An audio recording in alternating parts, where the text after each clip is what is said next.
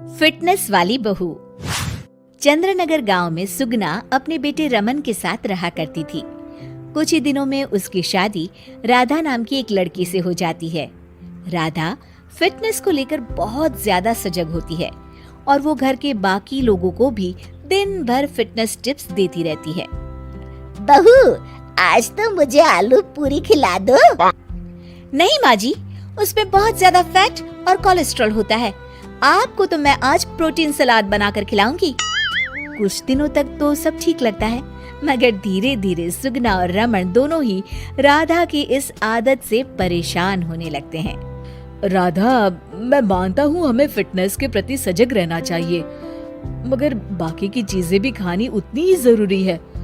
रोज रोज protein सलाद थोड़ी ना खाया जाता है। आपको तो खुद तला फला खाना है, माँ जी का तो आप बस बहाना बना रहे हो।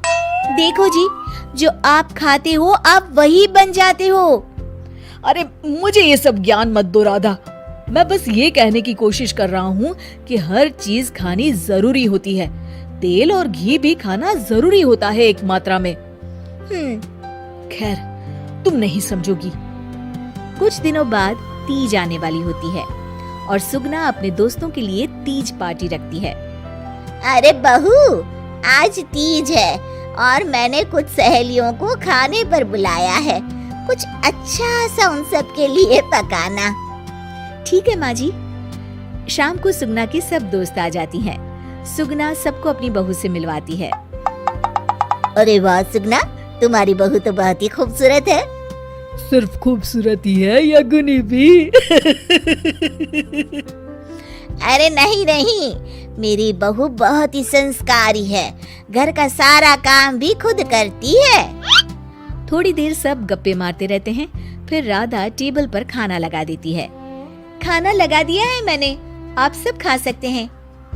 सब लोग टेबल पर आते हैं। अरे ये सब क्या है? आंटी, ये पालक का सूप है और वो स्प्राउट सलाद। वो सब तो ठीक है बहू, मगर खाना कहाँ है? आंटी, यही खाना है, इससे हेल्थ भी बनी रहेगी और आप सबकी उम्र में तो यही खाना ठीक रहता है। हमारी उम्र मतलब? अरे हम कोई बुढ़िया थोड़ी ना हो गई हैं। और ओ सुगना, अगर खिलाना ही नहीं था तो हमको बुलाया ही क्यों? सब मूड खराब हो गया तीज के दिन, चलो यहाँ से। और ये सब बोलते हुए सब औरतें चली गई। अरे ऐसा क्यों किया राधा? मैंने बोला था ना कि कुछ अच्छा बनाना। तुम्हारे फिटनेस टिप्स हर जगह अच्छे नहीं लगते।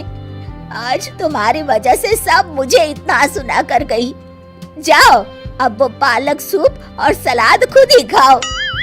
उधर रमन भी राधा की इस आदत से बहुत परेशान हो जाता है, क्योंकि वो रोज उसके टिफिन में कोई ना कोई सलाद बना कर देती और डाल देती।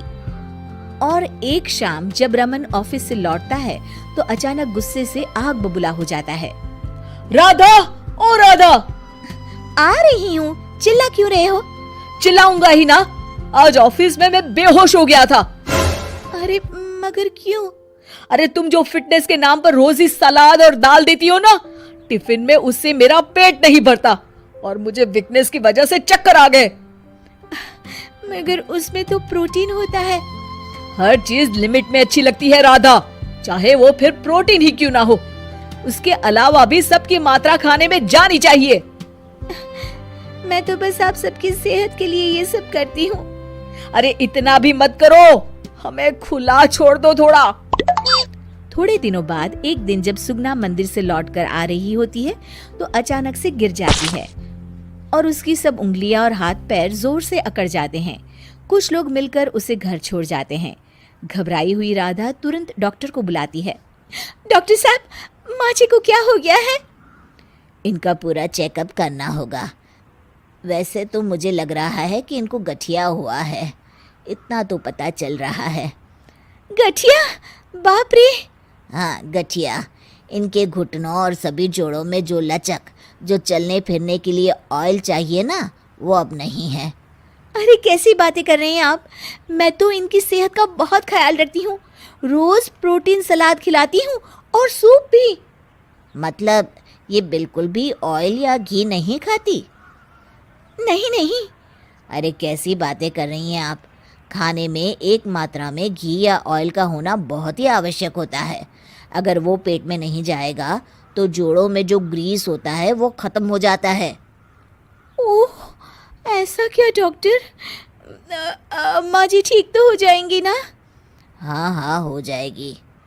थोड़ी देर बाद रमन भी ऑफिस से आ जाता है। क्या हुआ माँ? कुछ नहीं बेटा, बस ऐसे ही गिर गई थी।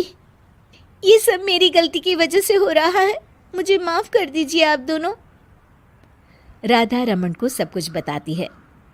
I am sorry Raman. अति हर चीज की बुरी होती है राधा, इसलिए मैं तुमको बार बार बोला करता था। तुम्हारी फिटनेस के प्रति जागरूकता अच्छी लगती है, लेकिन शरीर में हर तरह की प्रोटीन जाना भी जरूरी है। जी, आप बिल्कुल सही कह रहे हैं, मुझे माफ़ कर दीजिए। मैं अपने हाई क्लास फ्रेंड के दिखावे और बहकावे में आ गई थी। मैं दोबारा ऐसा कभी नहीं करूँगी और माँ जी का ख्याल डाइट चार्ट के मुताबिक ही रखूँगी। ये हुई ना बात। अब मेरे लिए आज अपने हाथों से देशी घी के गर्मा गर्म आलू के पराठे बना दो, तो ही मैं माफ करूँगा तुम्हें।